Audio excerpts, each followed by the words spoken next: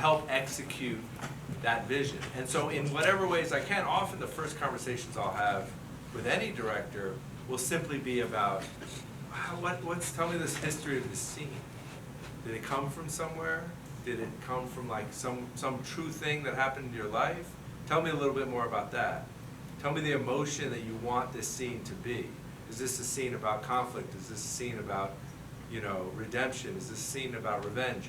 But also let's talk about just, when you close your eyes, describe to me what you see. And often I'll say, like, just tell me what you see as if you're watching the movie already finished. Right? You've been living with this screenplay for as long as you've been on the project, or if you wrote it for many, many years. Just start describing what you see. I'll then be your conduit to help execute that vision. And you've already given me all the information I need to help you execute that. So it could just be one word. It could be, one piece of information. I want this to be chaotic. Okay, great. What does chaotic mean to me? Handheld, lots of edits, this and that. Or I want it to be, smooth and lyrical. Oh, maybe that's camera movement. Maybe that's slow motion. It's then let's talk about, the execution of it and the technical aspects I can take over. You don't need to really know much about that. You may be interested in God bless. I've heard recently that like Ben Affleck's a super gearhead and has bought all these cameras and lenses. I didn't even know that, but he's super now into cameras and he's super into like, the lensing and all the rest. Awesome.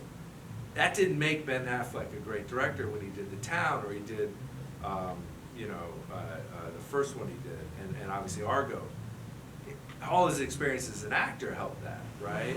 And so the fact that he's a gearhead now is going to either make him, it doesn't matter. It's cool, but it's like, that's not necessary. And so, I can just help execute the vision of the director on screen and what they want to accomplish, and that's the number one goal.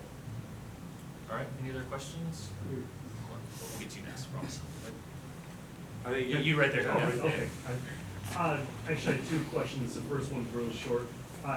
For ShotDeck, have you started incorporating any content from social media like YouTube? Not yet. That's a really interesting idea. Not yet. We had to start somewhere. That's why initially we just started with movies.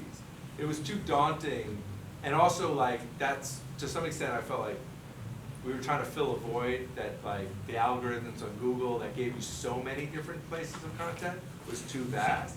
But in our minds, eventually it'll extend to everything, so that you have references from all kinds of different places. Yeah. Great. But that's a good idea.